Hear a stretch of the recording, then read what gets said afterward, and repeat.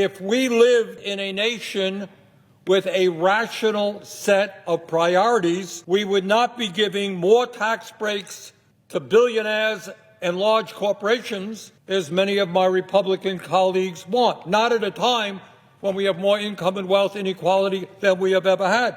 We would not be spending, in my view, $900 billion on the military, while the military-industrial complex makes huge profits and does cost overruns, and while the Pentagon is not even audited. What we would be doing, in fact, if we had a rational set of priorities, like a number of other countries around the world are doing, is to understand that the future of our country rests with the young people in America. That's where our future is. I rise in strong opposition to Senate Joint Resolution 43 that we'll be voting on today.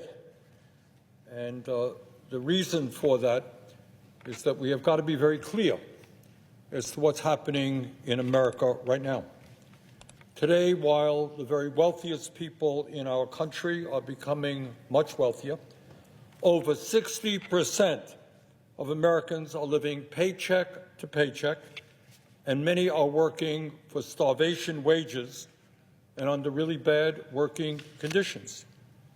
In America today, while CEOs are making nearly 350 times as much as their average workers, tens of millions of our people in every state in this country are struggling to pay the rent, to pay for the child care they need, to pay for health care, to pay for prescription drugs, and to put food on the table.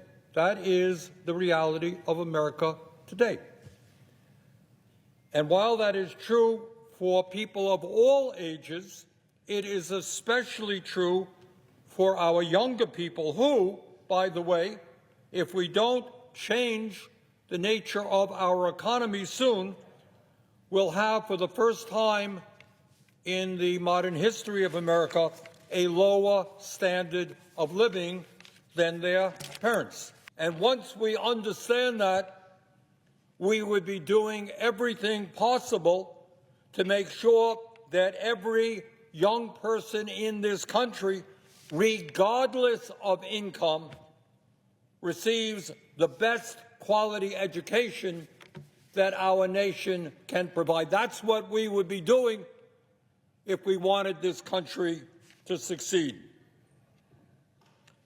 Our goal must be to make sure that we have the best educated workforce in the world in a highly competitive global economy. And I would point out that that is not only important for individuals, for the young people themselves, it is vital for the future of our country. Everybody understands that if you have a poorly armed and poorly trained military, they don't win battles. Well, if you have a poorly educated population in a radically changing world economy, dependent more and more on technology, if you don't have a well-educated workforce, our economy is not going to succeed in this global economy. Madam President, in 1990, the United States led the world in terms of the percentage of young people between the ages of 25 and 34 with college degrees. We led the world in 1990. Today, we are in 15th place. Not number 1, not number 5, not number 10. We are in 15th place, behind countries like South Korea, Canada, Ireland, Australia, the Netherlands, and Belgium. 15th place for the richest country on earth should not be the place we are in if we are concerned about the future of this country and the need for a well-educated population. Madam President, over 40 years ago, a federal Pell Grant paid for over 80% of tuition, fees, room and board at a 4-year public college. But today, because of massive cutbacks in education, Pell Grants cover less than a third of those expenses. 40 years ago, covered 80%. Today, less than a third. And, Madam President, that is a major reason why more than 45 million Americans are drowning in over $1.7 trillion in student debt. And, Madam President, I'm sure it's true in Nevada, and I'm sure it's true in Vermont, and I'm sure it's true in Louisiana. We have hundreds of thousands of bright young people who have the ability to get a college degree or to get a good trade certificate, but they cannot afford to do so. How absurd is that? If we love this country and we're concerned about the future, to say to young people, you're bright, you're smart, you did well in high school, but you come from a lower income family, too bad you can't afford to go out and become a teacher or a doctor or an engineer. Too bad. I think that that is absurd. And let's be clear. We don't just need more four-year college graduates. We need more welders and electricians and plumbers and pipe fitters and carpenters and electricians. Amazingly enough, as Madam President, you well know, this Congress passed a record-breaking amount of money to rebuild our crumbling infrastructure. That's the good news. I think almost everybody is proud of that. Bad news is we don't have workers to do the work, to build the bridges, the sewer systems that we need, the water plants. We spend huge amounts of money in dealing with the existential threat of climate change. We don't have the workers to help us with solar and wind and other forms of sustainable energy. Now, in my view, and obviously I speak only for myself, not the President, in my view is if we had a rational set of priorities in this country rather than worrying about tax breaks for billionaires and for Wall Street, what we would do is make all public colleges and universities in this country tuition-free and cancel all student debt. That's what I think we should do that would be rational. You know, 100 years ago, people fought and said, you know what? It's unfair that working-class kids can't go to high school. And they're working in factories, they're working on farms, working in the fields. People fought and said, you know what? We need to make public education free. And they did it. So today, any kid in America in any state in America can walk into a public school. Doesn't matter whether you're rich or you're poor. You get the best education that system can provide. The world has changed over 100 years. And what was good 100 years ago or 50 years ago in terms of a high school degree has changed.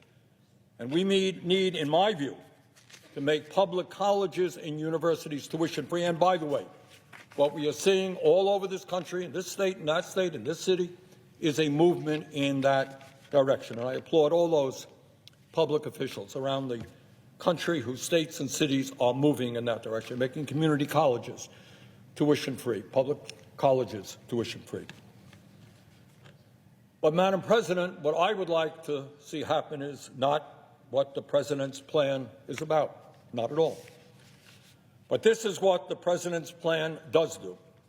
It cuts student loan payments in half for Americans who have taken out undergraduate loans. In fact, under the President's SAVE plan, student loan borrowers will be seeing their monthly payments reduced from 10% of their income down to just 5%.